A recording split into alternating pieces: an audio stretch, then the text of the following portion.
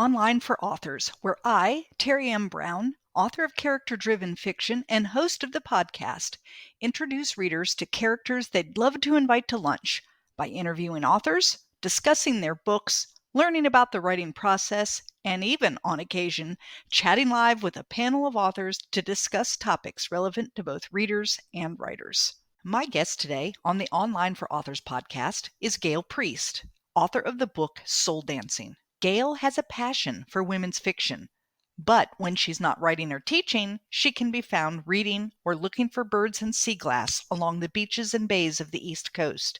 In my book review, I stated Soul Dancing is a delightful women's fiction with a bit of romance and a paranormal twist. And quite frankly, I loved this cross-genre experiment. Shirlene is a 90-year-old woman dying of cancer. Rain is a 20-year-old drug addict giving birth. Both women die, but Shirlene refuses to go toward the light.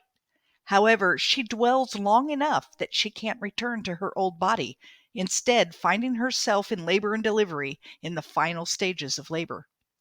Imagine this classy, reserved, older woman finding herself in the body of a young woman with tattoos and piercings, and then trying to explain to those she loves what has happened.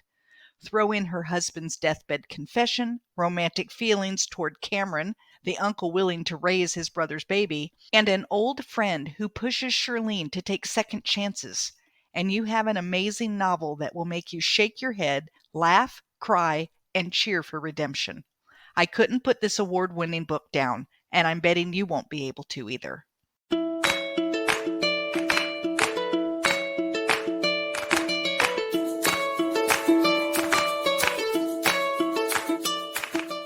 Today on Online for Authors, I'm chatting with Gail Priest, author of Soul Dancing. Welcome, Gail. Thank you for having me. I'm so excited to have you with us today. Before we get into the book, Soul Dancing, which I loved, let's do like a quick little elevator pitch. When someone opens this book, what are they going to find? Well, they're going to find a 90-year-old woman, Shirlene Foster, who is dying. And it sounds a little heavy in the beginning, but it gets lighter. She refuses the light, and she wakes up in the body of another woman. And even more surprising, she's giving birth in a delivery room. So she doesn't feel that she can reveal her true identity, but behaving like a 20-year-old is proving difficult. So she knows she's going to have to tell someone the truth. And Cameron Michaels vowed to raise his niece when his brother abandoned his girlfriend, Rain. Both Rain and his brother, Chase, have a lot of issues, a lot of difficulties, some addiction. They're on the street a lot. And Cameron is hardworking and has his life pulled together, and it's very difficult for him. So he wants to take care of this baby. But after Rain gives birth, her personality completely changes. She's loving and caring. She's wild about the baby when Rain didn't want to have the baby. So finally, Shirlene has to confess who she really is. And Cameron has difficulty believing her, but it would explain this dramatic transition. Exactly. So while adjusting to a new life and relishing her second chance at motherhood, Shirlene struggles to keep control of her attraction toward Cameron. And then she discovers this body might not be hers forever. Yeah, there's a lot of twists and turns. I went in and I said, okay, what would I put this book for as a genre? And I had trouble with it. So I looked on Amazon, and Amazon kind of puts you down as like contemporary women's fiction, contemporary romance. Where do you put this book? I had difficulty figuring it out myself. Yeah. Because I write women's fiction. Mm-hmm. That was romance. Romance is always in there, but it's still usually a woman's, sometimes it's a man's process of journey. Right. And discovering something and changing. But then there was this whole thing with Shirlene being in somebody else's body. Right. I mean, there's a little bit of like, I don't even know what to call it. It's not actually fantasy, but it's like not reality. Like, no. Right? So what I decided it was paranormal. That would be the word I'm looking for. Okay. Yes. After I really studied the different genres, that's what I came up with. So I say it's women's fiction with a paranormal twist. I love that. I love that. So it sounds to me like when you were writing it, you did not have a genre in mind.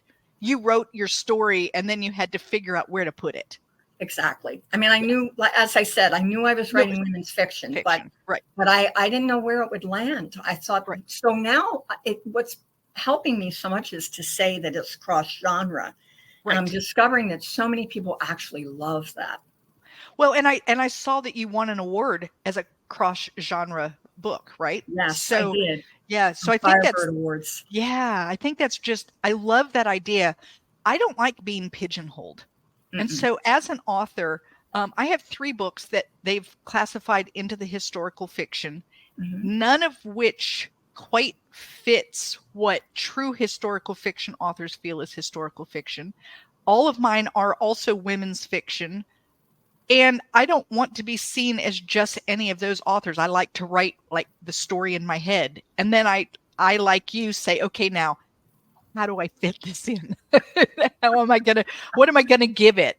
I'm currently writing one that I am calling a contemporary comedy with a side of romance. Oh, I like that. I have no idea. We'll find out if there's even such a category, but it's just difficult, I think, sometimes if you have a story in your head to say, okay, well, I'm going to make this completely romance, or I'm going to make this completely, because maybe it doesn't quite fit there. And I find that there are a lot of warnings out there from people. Don't change genres. Don't mix genres. Readers aren't going to like it. I couldn't worry about that when I wrote Soul Dancing. I just went with the flow and trusted. And now I'm finding that a lot of people really like this combination. One of the things that I tell people is that I'm a character-driven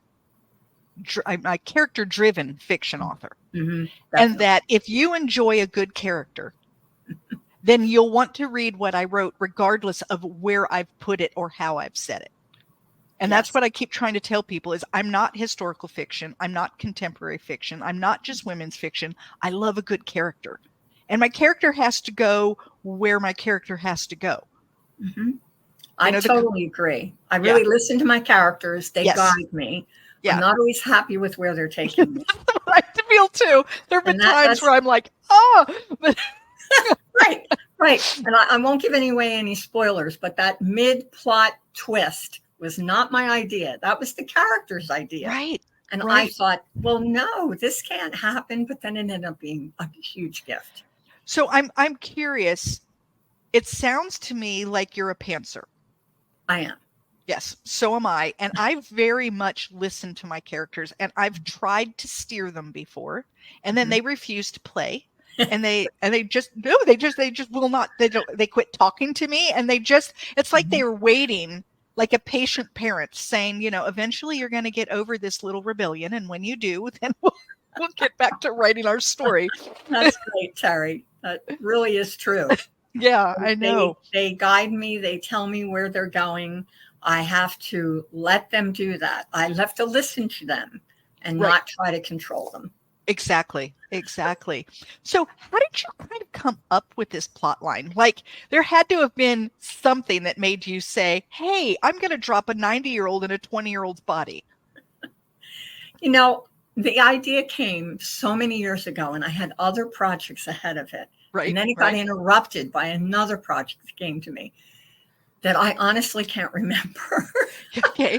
Because everybody asked me this question. I think, did I have a dream about this, or did I just dream it up?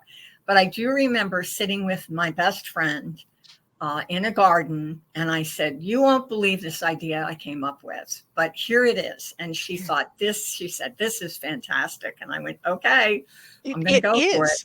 It is fantastic. What I think is really interesting. So Shirlene is 90. She's a very classy 90-year-old woman. Rain is 20, and she's not classy. And she's tattooed and pierced and does drugs and has been homeless. And you've put these two people together. Let's just talk about that for a moment. I mean, first of all, how fun. as an author to be able to go back and forth between these two very different characters and try to blend them into something. I found it spectacular. I love these characters. Yes. And I'm finding it more difficult to let go of them now that the book is out there than any of my other books. They're so close to my heart. But I thought, see, I was a teacher. I still teach college level as an adjunct. Okay. But I was also a high school teacher. I directed the shows. I taught acting. I was an actor. So that I've been around a lot of young people. So I feel like I understand them and get them. And I felt like I knew Rain and her struggles. She's had a very hard life. Oh, she's had a really cruddy life. Yeah. And I wanted to create sympathy for her. But on the other hand, she's really not interested in this baby. And that's okay. It's what she needs to do.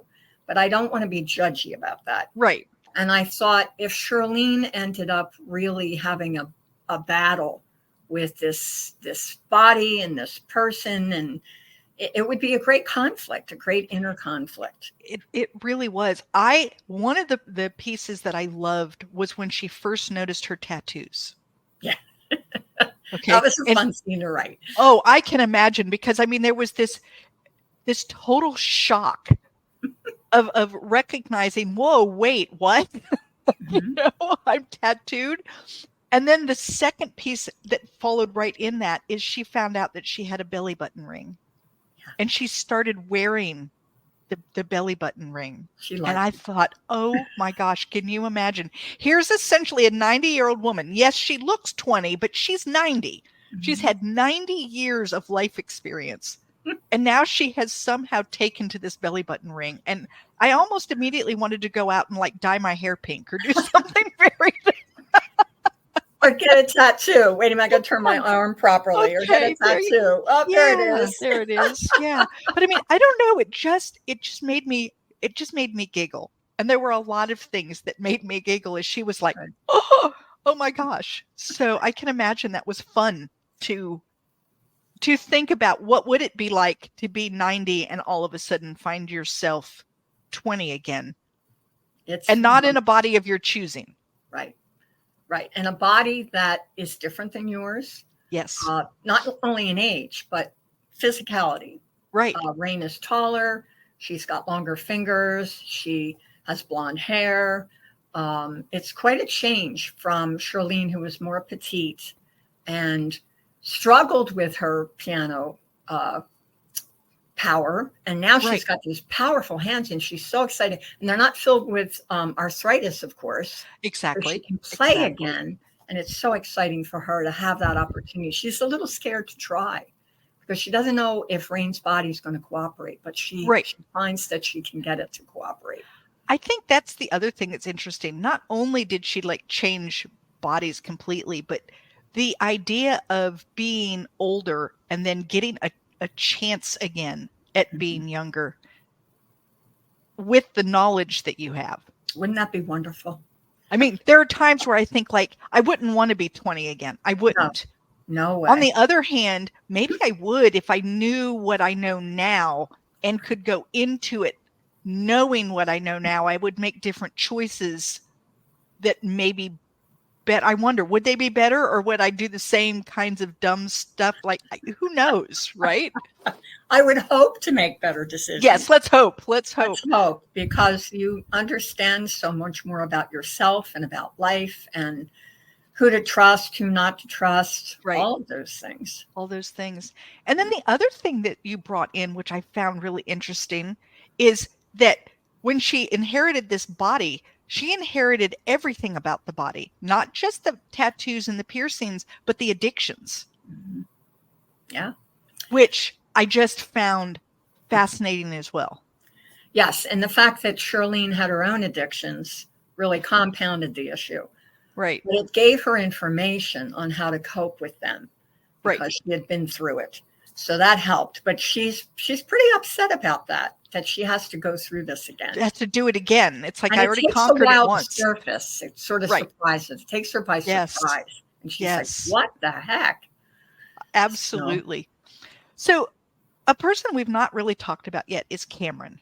Yeah, poor right? Cameron. So now, Cameron, he's kind of a guy that's got it all together in many ways, except in relationships. And Right. so, he wants to be a father. He wants the stable life. This is what he's working toward. So he decides that he's going to adopt his brother's baby. His brother is not in a place, and his girlfriend Rain is not in the place, and he's going to take this baby. And then all of a sudden, Rain is different. He finds out that it's not Rain; it's actually a 90-year-old woman named Shirlene. How difficult was that to write him believable? Like, I'm thinking to myself, if I were Cameron, I'm not believing this chick. Right. Like, she's obviously into some bad drugs right now.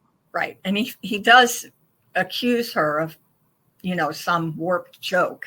Right. But eventually it's so obvious that it's someone different.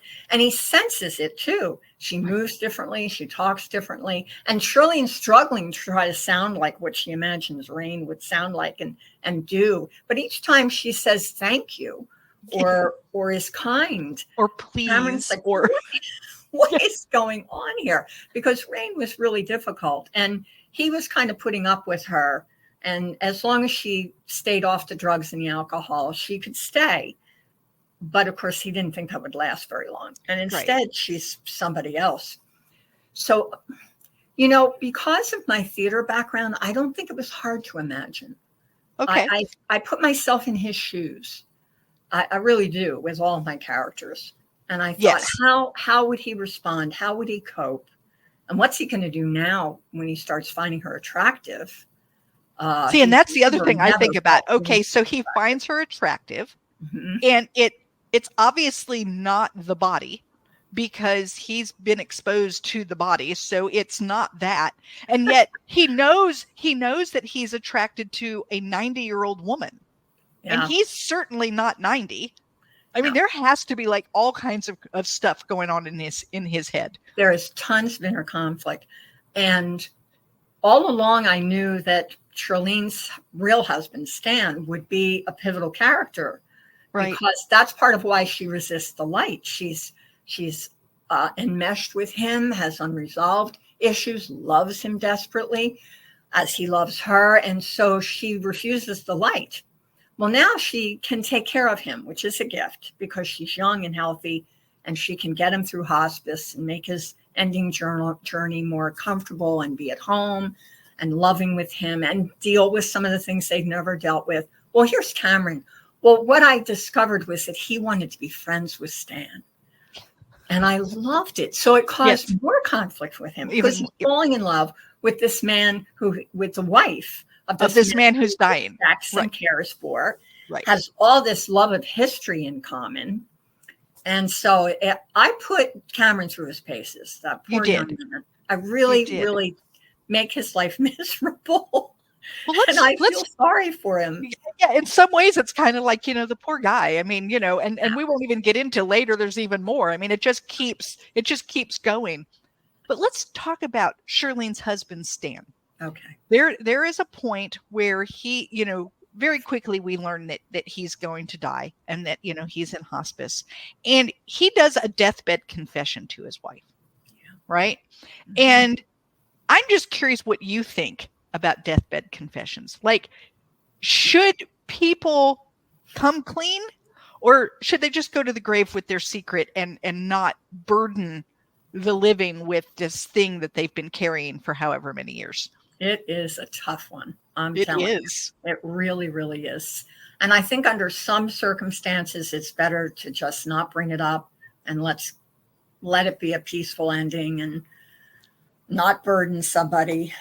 But then sometimes it needs to be dealt with. And because Shirlene and Stan didn't really ever process the death of their toddler son, and haven't talked about him in years, I felt like this had to be revealed, and she was going to have to cope with it.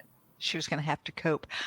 I'm thinking, like, in real life, it's like, let's do a little public service announcement here. If you've got a secret, go ahead and get it out now. Like, Yes. get it out and discuss it and air it and give people a chance to digest it and have real conversations with you afterward and figure it out. Okay. So that's our public service announcement, right, Gail? True. Yes. And I had a family member with a secret, and another family member told me what happened after this person passed. And I never had a chance to process it with the person that passed. And I really wish that the other family member had kept their mouth shut. Right. Because what good does it do you now? Right. Well, and then what do you do with the information now? Now you have to figure out if there's forgiveness that's needed, you have to figure out how to do it without the person present. If there's anger involved, you have to figure out how to process it without the person involved. It's just a very difficult.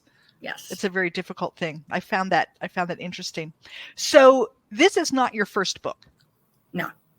No, this is my fifth book. Your fifth book. Yes. Are they, and they're all women's fiction? Yes. Okay. And do they all have a romance in them? Yes. Yes. Okay, she had to stop and think. No, my collection of short stories, Eastern Shore Shorts. You know, I think every one of them has some romance. They're 9 stories. Okay. And they take place on the Eastern Shore, where all my other previous novels took place. And they explore different families in different Eastern Shore towns. And it took me a moment to pin down whether there was romance. Yeah. Pretty much in all of them. Yes. Okay. All right. Yeah, I love that. So this is definitely where you feel comfortable, in this arena of women's fiction with a little side of romance in there somehow. But I don't think you really follow the romance trope. No, I really don't. Yeah. Again, I listen to the characters and they tell me what's going to happen with this relationship. So I don't follow the rules. That's why it's not really a romance. Right. If someone wants pure romance, it's not going to be This is not it. Right. But if you like some romance within the character's journey, this is the place to be. Sometimes I feel like that's more of, instead of calling it romance, it's more of like a love story. Yeah. Isn't that nice? I like that, Terry. You know, that's a different trope than romance. Romance has very much, people expect certain things to happen. And a love story is different than that. That's talking about the relationship aspect of these two people and whatnot, versus, you know, following the lines of, you know, they fall in love, something big happens, they fall out of love, you know, the whole romance thing. So yeah. That's I like how you put that. Yeah. Love story. Yeah. Yes. Of your 5, which one is your favorite? If you had to pick your favorite book. My gosh. I'm asking you to pick your favorite that's baby. Very difficult. Yes, it is. Difficult. I know. I know. I'm going to say Soul Dancing. Okay. And not to lessen my feelings of love for my other books, but the paranormal twist was new for me, and I had to be brave about it. And I feel as though it works. It's successful, and it's a very cool vehicle and a new way to explore this woman's life and her journey, and also Cameron's journey. I'm happy with myself for trusting them. I think that idea of trying new things as an author is awesome and terrifying. You know, like you're opening yourself up. I love it because as an author, you want to continue building and growing, becoming, learning, all of those things. And yet doing that can be very scary, because what if it doesn't work? Sure. You know, and it's like you're putting yourself out there on the line, trying something really new. When you were ready to put this out to the public, were you fearful? I don't think I was by then, because I had enough beta readers and feedback to know that this was really a cool idea and it was going to work. Okay. When I first was working it through and trying to figure out how to actually make it happen and make it believable and plausible, that's when I was concerned. Do you have any other quirky ideas up your sleeve that you think that you're going to try? It's hard to follow up soul dancing. Oh, come on. Now it needs to be a romance with a paranormal twist with some other twist. Come on. You have to just keep building, right? And some people have asked me, will this be a series? And I said, no. Right. Now, never say no. Right. But right now it's a no, because I feel like I've explored the situation fully. And if I were to explore it again, it would be, well, we've read this. Yeah, I think it would start feeling ridiculous. I Mm-hmm. think that this in a series would start feeling ridiculous. So she then moves on to another body, and then she moves on to it. Like after a while, it wouldn't hold the same oomph that it had. No, it wouldn't. Yeah. Not at all. Where my Annie Crow Knoll trilogy, you go through a woman's life through childhood, adulthood, and being a grandmother. And there's a continuing romance for her throughout the trilogy. You get to know her son and his challenges with his wife. You get to know her granddaughters, who have a huge challenge in the beginning of Moonrise, the last book. So it played out. It worked out. So essentially what it was one big long novel that you learned how to split into 3 so that no one had to read one big long novel. Actually, it was the first 2 used to be one big long novel. Yeah. And my editor said, it can't be this long. You have to get rid of stuff. And I'm like, well, I can't. So I realized, let's make it 2 books. And that really worked out well. And the 3rd book is later. It sort of takes a turn in the sense that it's about 20 years after the 2nd book. Right. So, and it can be read as a standalone, Moonrise. You don't have to read the others, but I think it's nice to have the history of the family. Yes. Yeah. I've done that with series where I've started somewhere in the middle because I didn't recognize that's what I was getting into. Right. And they do stand alone very well. But then to be able to go back and when you're reading, then you catch some of the things that were very important that you didn't recognize how important they were because you didn't know the background story. So and true. so it is kind of nice going back that way. And trying to keep it straight as an author is challenging. Oh, I can imagine.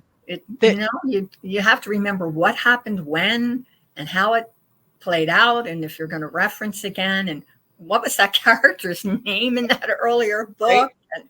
And then how to go about pulling the details out of those early books into this next book in a way that references enough that someone reading it doesn't need to read the earlier books, but doesn't bore those people who have.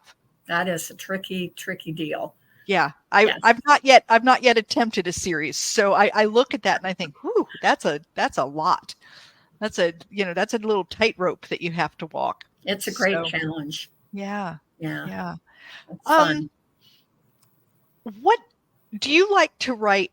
First person, third person? Have you tried different, points of view? How do you do it? I have. With the Annie Crow Knoll trilogy, it was all third person close. And I had to really straighten out having that happen.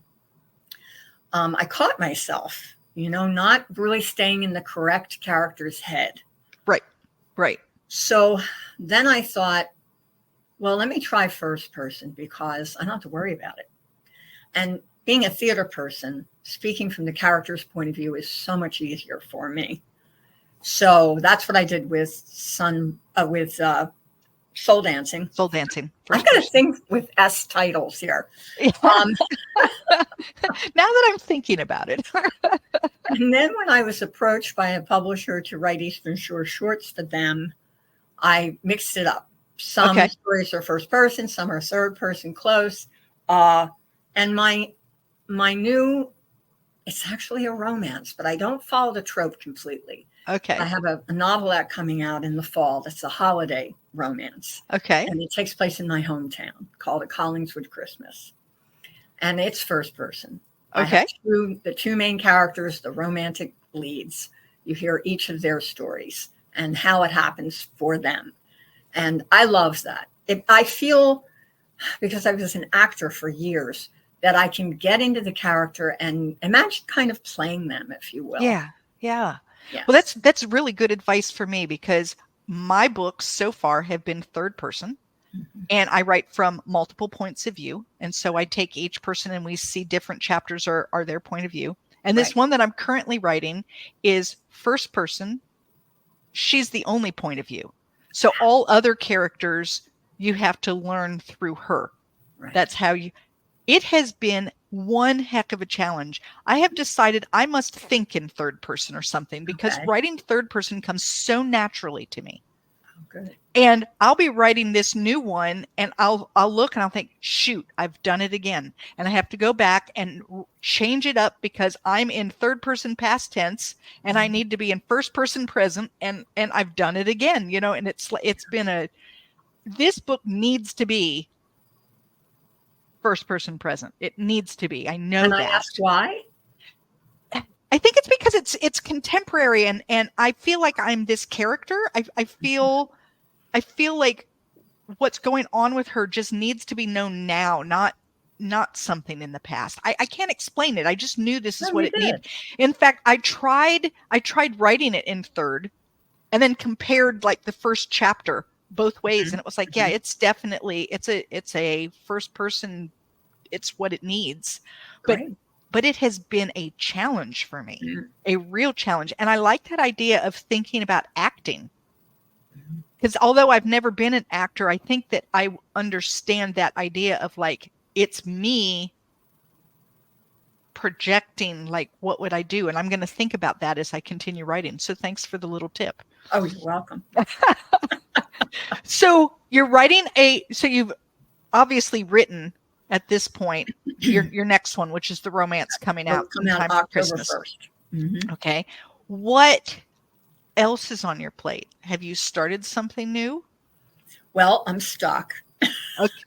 I started a wonderful storyline a few years ago when I was waiting for soul dancing to find a home. Excuse me. That's all right. And I had all this time on my hands. So I started this novel called Jackson's Jetty. And I love it, but it's not going anywhere. So it's on the back burner. Yeah. And now I need to be writing again. So my husband said, why don't you take a look at your play, A Thing with Feathers? And he thinks it would be a great novel. So I had a devil of a time finding a copy of it. It was back on a floppy disk. Oh my gosh. Then we found a zip drive, but one was cheaper to buy the apparatus. I'm so bad with technology that would get it into my current laptop. Right. So I have it now and I can read it now. So I'm starting to go through it and think in terms of how to adapt it comes, is it third person? Is it first person? Right. What scenes do I keep? The storyline is basically there unless they surprise me. And I've never done it. Well, I shouldn't say I've never done this. That was originally a screenplay, A Thing with Feathers. And then I wrote it as a stage version. Okay. Now I think it's going to be a novel. We'll see. Well, fantastic. Yeah. Fantastic. So everyone, if you want to keep this book discussion going, head on over to Novels and Latte Book Club on Facebook. As a member of this amazing community, you're going to get an opportunity to win not a digital copy this time, but a signed copy, an author signed copy of Soul Dancing. So head on over to Novels and Latte. The links will be in the show notes. So speaking of links in the show notes, how can someone get up with you, Gail, if they wanted to chat with you, talk with you about your writing, about, how you go about changing things from one form to another, whatever it is? How do they get up with you? I think the easiest thing to do is to go to my website, which is gailpriest.com. Okay. And it'll be in the show notes. There are links to it, basically everything there. Okay. My books, if you want to buy them, my newsletter, which I would love you to sign up for. Also, my social media links are there. I'm on Instagram and Facebook. That's where I spend my time. Fantastic. Too much time. Gail, well, I know. it's part of the job, right? Gail, I absolutely am so delighted that we had this time to chat together. It was a it was a great book. I was invested in it from the very first moment and stayed invested all the way through to the end. And so definitely, guys, run right out, grab a copy. Make sure you leave a wonderful review when you're done, because as authors, we love those reviews. All right. Well, Gail, thank you. Thank you for being here with me today. Oh, Terry, thank you. I had a ball. So did I. It was great. Thank you for listening to Online for Authors, where I, Terry M. Brown, author of character-driven fiction and host of the podcast, introduce readers to characters they'd love to invite to lunch. Tune in next Tuesday for another podcast episode.